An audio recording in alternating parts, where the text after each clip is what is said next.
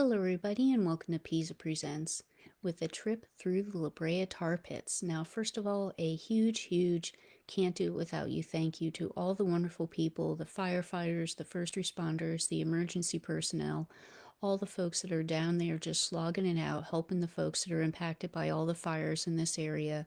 So, thank you all so very much for what you are doing to the people in the greater Los Angeles community at large. And now that that's been said, let's look at our story. Now, so our story itself begins at the Salt Lake oil field, specifically that wee black dot next to where it says Los Angeles. So let's enlarge that little wee black dot, shall we?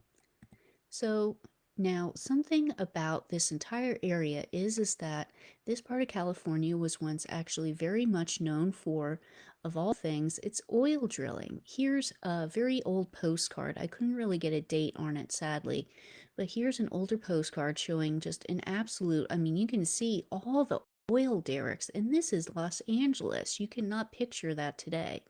Now, the photo on the right is actually an old oil well. It has been capped, so you know that it's safe. There's no danger to it. But the thing is that there's so many of these old oil wells within the town, and while there's still a little bit of work still being done for petroleum exploration, the LA County Board of Supervisors voted to end all such operations, within 20 years of January 24th, 2023. So work is ongoing to be sure that all of these wells are safely capped, that people are being taken care of, and that the petroleum work is going to go cease, just so that people are being taken care of and that things are going to end safely. Now, the Salt Lake oil field itself underlies the Pico, Repeto, and Puente formations. They act as what's called in geology as trap rock. So this rock is above the petroleum product, and they kind of keep it in place instead of just going out into another area or sort of spreading around. Now, what helps it come to the surface? Specifically, what helps it come to the surface at a rather specific location at, say, Wilshire Boulevard? Well, that would be most likely the 6th Street Fault. Now, because of the fault, that is what allows this hot asphalt to come to the surface, and it bubbles up as the tar in the tar pits. By the way, La Brea is actually Spanish for tar. So the name of the place translates to the tar pits, but you know, it's catchy. It's still cool. Now, here's a photo circa 1911. Now, again, you can see the derricks in the background, and it's not the type of thing that you would think that California is really known for. I mean, actually, now at that point in that photo towards the back, that's where the present day CBS Studios is. You wouldn't think of that nowadays, but still, all the same, this was what in the beginning LA was known for, was its oil, and it's just not, it's a part of its history that really gets forgotten now. Now, here is something that is not forgotten and is still very much a part of the community nowadays: Hancock Park. Now, Hancock Park was named after this gentleman right here, specifically George Allen Hancock. Now, this is a photo of some site work done on the right. Now, so this is obviously relatively modern day site work. It's sometime in the 19 teens, but several of the indigenous local tribes knew that something was going on with this site. Now, you got to keep in mind that while not all cultures consider writing down their records to be, say, I don't want to say a viable form of keeping communication, but really not all cultures write things down. A lot of people just use the verbal communication. People tell stories. And it was told down in various cultures over time in this area that people would basically tell these tales like, hey, there's this place over here and we find very large bones and everything. And so a lot of these indigenous tribes were able to reason that, well, if we've been here for how long, and if all these giant bones have been here for how long, then obviously they've been here for a lot longer. So a lot of these various indigenous tribes were able to reason that a lot of the bones there were basically what one would call today a fossil, although the term fossil wasn't really thought of for quite some time actually as a concept. The concept of paleontology really only came about really in the 1800s, more or less. And still, it was something that only until 1875 was it come about in a journal that somebody was specifically, okay, these bones that people keep finding in the tar pits, we think that they're fossils. Because up until that point, the quote unquote Western idea was that they were farm animals or even dogs. A lot of people were saying that they were local dogs that were falling in a lot. Why people kept pointing their fingers at the idea behind dogs is something I'm going to go into later. But over time, folks are just saying, yeah, this can't all be farm animals. And it wasn't until 1875 that these writers caught up with what the indigenous had long known and just been, you know what? I think that this is a fossil. And then finally, in 1883, George Allen Hancock got this land. He got it from his father. So Hancock worked in petroleum. He was actually basically like a petroleum executive. And yes, he did mine this land for asphalt and a lot of other things. But all the same, he recognized fossils and he recognized the value of this land in terms of its cultural value as well. And so in 1901, he allowed people to actually dig on this land in terms of paleontology. Now, one of these folks that were involved was, uh, just Google him. Trust me, he's an acquired taste. He's a bit odd. Don't bother with his Wikipedia page. It doesn't really go into a lot. Just Google him. But William Orcutt, so Orcutt. So around 1901, he started doing a lot of excavations around here. He was really the first guy that started doing a lot of heavy work at the La Brea Tar Pits, followed by the one that really started to do the bulk of the modern excavating, which was in 1911. Some sources say 1912 was John C. Merriam. He was the one that did a lot of he championed a lot of the work that we're going to go into very shortly. And then during this whole process, when a lot of these fossils were being come to light, George Hancock was just going, I can't allow this place to, be used for petroleum interests. I can't do this.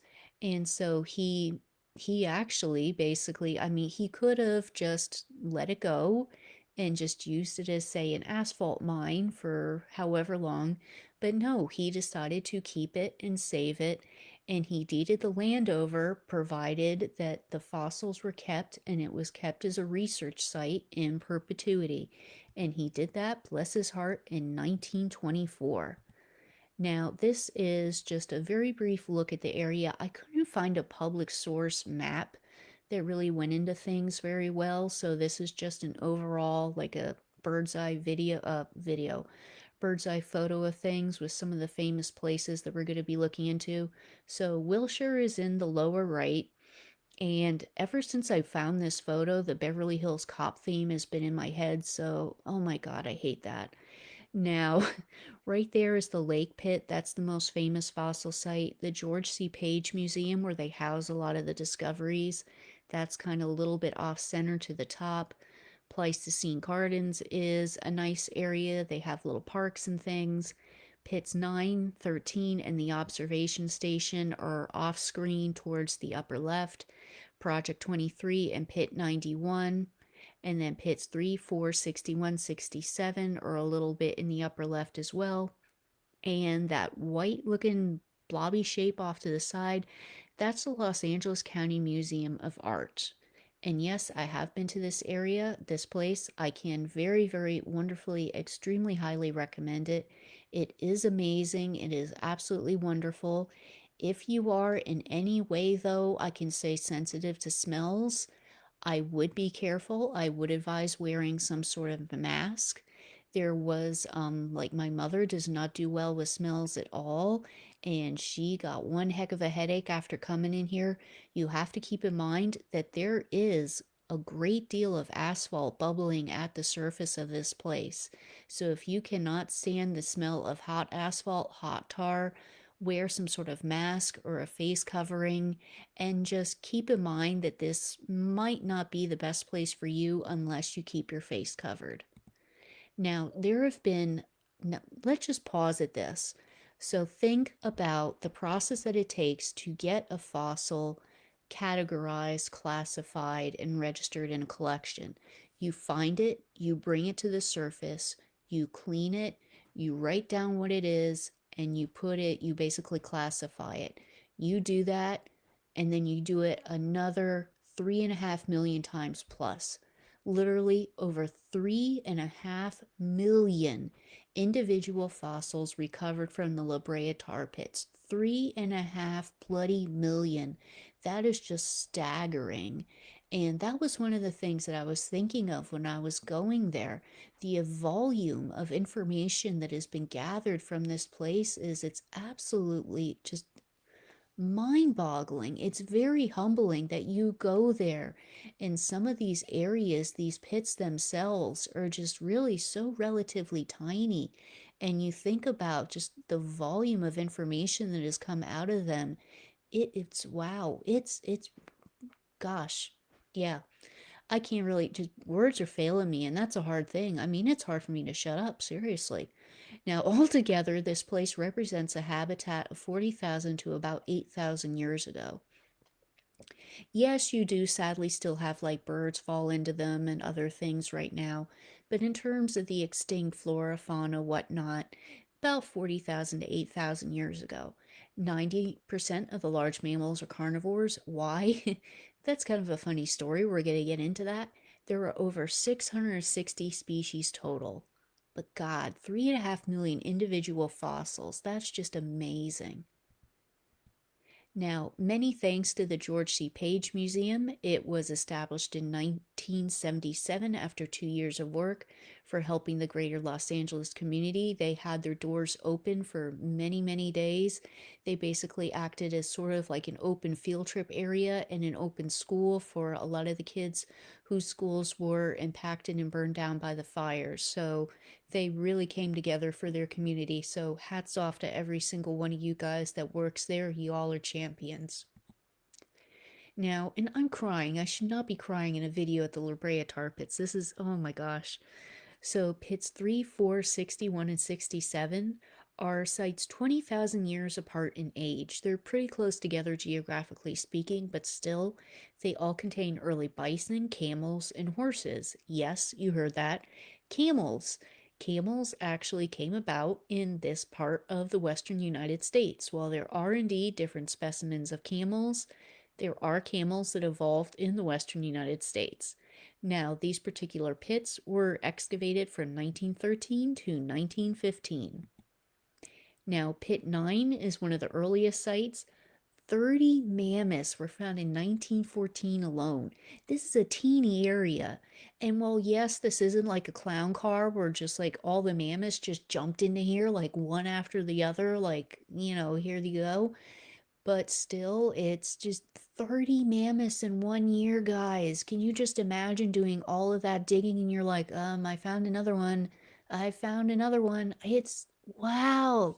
Seriously, this place is awesome. You gotta go. Come on, like community field trip. We gotta go. Here's pit 9 again to show you just, I mean, you can see how the fence wraps around that tree. It's just, that's how big it is. It's like almost a fence around two trees. And you found 30 mammoths in 1 year. It's amazing. Now, here's remnants of an earlier time. This is in pit 9. You can kind of see the base of some of the structures that used to be here because, again, this was at one time an actively mined area for asphalt and other petroleum products. But once more, again, thankfully, the gentleman that owned the place deeded it away. Now, this is something that happens occasionally in the park.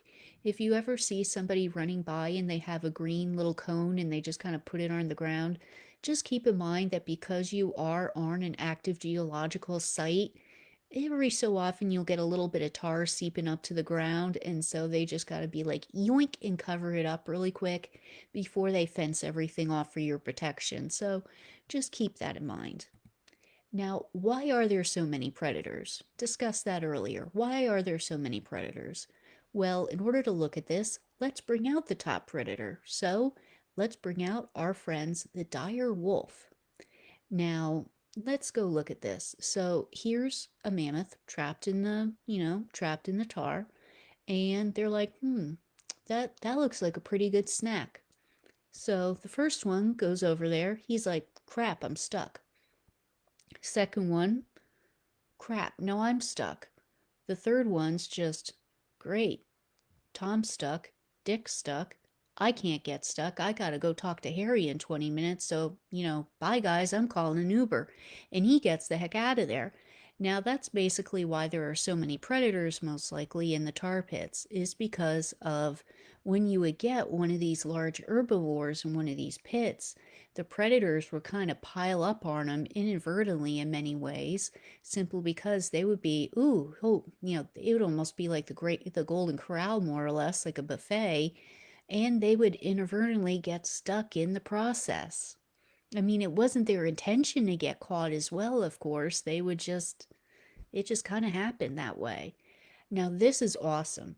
There is an entire wall here of nothing but direwolf skulls that is like backlit in this orange. It is so freaking cool. It is just absolutely awesome. I love it. Now, so next to Pit 9 is Project 23 and Pit 91, where new work is ongoing. Pit 91 was discovered in 1915 and it nearly doubled the amount of fossil species found. It's wow, okay. So, why Project 23?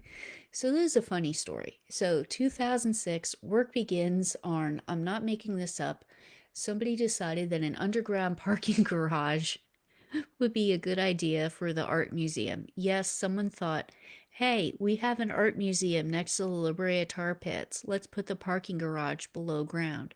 Yes, it's Los Angeles, and where are you going to find parking? So there's that, but still, it's the La Brea bloody tar pits. You should have, like, predictability ensued. The tar started seeping in, and folks are just, well, we got to protect all these fossils that we keep finding. So they found a lot of fossils and basically 16 major deposits. And they were able to fit everything by building 23 large wooden crates around them. And then they had to get these crates out with a crane because they were so heavy. Now, some of the contents of this even included Zed, as they named him. It's a Columbia mammoth that's 80% complete. Thing's massive. Gonna look at a picture of one of the tucks very soon. Now, when you add in 327 buckets of fossilized material, you get a lot of fun just out of Project 23. But still, I love that. Nothing but, as a former engineering geologist that worked for the construction industry, I gotta appreciate that idea. Let's put a parking garage right next to the La Brea Tar Pits underground. What can possibly go wrong? So, the partial contents of Pit 21 as of 2023, and literally you look bing, bang, boom, the top three things are all carnivores. So, Smilodon, dire wolves, early coyotes. So, you look at a couple other things here. You have western horses, ground sloth, giant jaguar, short-faced bear, yesterday's camels. Yesterday's camels are also called western camels, American mastodon. Now, on the right, that is not at Pit 91, that's at another area, but that is one of the many animals that is found here, the giant short-faced bear. That is the lake pit, most famous of the pits. It's a remnant of the asphalt mining. So the water that kind of went on the top from rainwater and other seepage and everything, obviously rain and petroleum does not mix very well. So you get kind of this oil slicky sort of color coming up off the surface. Like, yeah, that doesn't look very appetizing, does it? But still. Now, here is an above ground view of things. And that is a little look at, it's very almost, I don't want to say Shakespearean, but it's kind of like double, double, toil and trouble. You're walking around and the ground is literally bubbling. Well, the tar in the ground is, of course, bubbling. And of course, some of the methane is popping out of these bubbles as they do it. There's actually something in, I think it's in the visitor center, but I forget now because it's been so long since I've been there. There's like this giant gadget where you can hold on to like a bar and you can pull it up and you can see if you can actually manage to theoretically, like say if you were to get an arm or a leg yourself stuck in the tar, if you could pull yourself out. And it's hard. I mean, that's hard, gosh darn it. It's really difficult. This stuff is sticky. Now, so Pit 13 is a site for animals from about 20,000 to 8,000 years ago. They range across time. It contained an American lion. Yes, that is a thing. An American lion, bison, camels, direwolves, horses, and sloths. Excavation was from 1913 to 1915. Now, the observation pit was built over Pit 101. Now, the Pleistocene Garden recreated 4 habitats from this general area. Now, all of that data was gathered from Pit 91, again with Pit 91, over a span of 35 years. So, 35 years just to put together the data for the Pleistocene Garden. Now, what animals have been found in addition to some of the ones that we've looked at already before? Now, mentioned the American lion before. Here it is right up top, Panthera atrox. Now, there's also American cheetah, giant jaguar as well.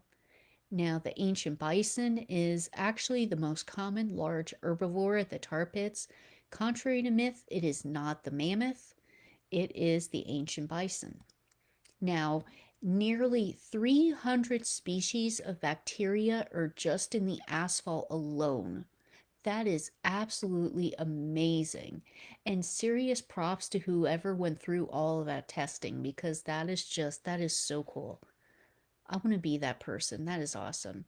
Now, obviously, the passenger pigeon is not a fossil organism. It is, of course, extinct, but it is not a fossil organism. But still, this is a perfect example to show a few things. One, when people think of the tar pits, they tend to think of the giant Pleistocene megafauna. They don't really think of the plants, the insects, the birds. They don't think of things like this. So, yes, you have species that are the fossil extinct birds, things like the Californian turkey. Again, yes, there is such a thing. But you also have a couple of specimens of passenger pigeon have been found at the tar pits. And many, many more other birds as well.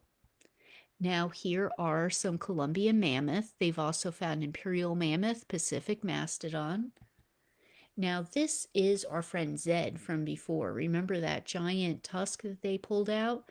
So the gentleman that's kind of back a little bit off center, that's a researcher, Trevor Val.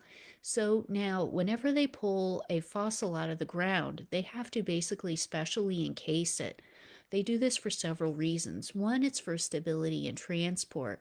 And then also, too, you have to keep in mind this fossil has been in what the term is matrix. It's been in whatever ground, basically, it's been in for the last however many thousands or millions of years. It has acclimated itself to the environment of that host rock. So if you were to just say basically break that host rock really quick and then bring it to the environment that it's right up against, it would be very, very dangerous and possibly fracture, if not destroy, the fossil. So you have to do that gradually in stages, as you can see he's doing right there. He's gradually breaking apart this material a piece at a time and exposing the original fossil. Here is the imperial mammoth. And sorry, there are no dinosaurs in the tar pits. That's just another myth about them. Now, this is a replica. I wanted to be completely clear. I would never, ever, ever show actual remains of a potentially indigenous person. I would never, ever do that. This is a replica of what's called the La Brea woman. She's from about 10,200 odd years ago, was found in Pit 10. Kind of controversial figure. She is the only human remains found in the tar pits. She was indeed found with a dog. At first, they thought that the dog was interred with her, but it's now since been found that the dog was much more recent vintage. Now, obviously, with the dogs in general, we now know that a lot of the people thinking back in the day that, well, why were folks finding so many dogs in here? the dogs were actually the dire wolves, but this dog was an actual, potentially a much, much more modern dog. Now, why the dog was there next to her and what she was doing there, we'll never really know, and it's kind of controversial. There is a very large hole at the back of her skull, so researchers theorize that she died from a blow to the back of the head, but it's something that's up to debate, and she is no longer on display. Here is your friend and mine, the saber-toothed cat, the second most prevalent carnivore. I just really like this display because it almost looks like the saber tooth is just kind of looking at some of the herbivores over there and just thinking like, yeah, I can take that. I can get that. Which is very much something that a saber tooth would do. I mean, it's something that a modern day cat would do. It's something that, like, every time my cat looks outside the window and it sees a bear and, he's just kind of rolling up his haunches looking like, yeah, I can take you. And it's a freaking bear outside. Meanwhile, here you have Harlan's ground sloth and then Shasta ground sloth, the western or yesterday's camel once more, the western horse with possibly other species of early horse at the site as well. And the site itself has been designated a National Natural Landmark, and deservedly so. So, thank you all very, very much for joining us. I very truly hope that you all can get out here or at least just go to their site, just look around a little bit, see if you can take any one of like the various, lots of people on YouTube say have little tours and things of there. Just visit this place, patronize them. They're wonderful, lovely people that have done so much good for their community and for the scientific community at large. So thank you very much and have a lovely weekend now. Bye.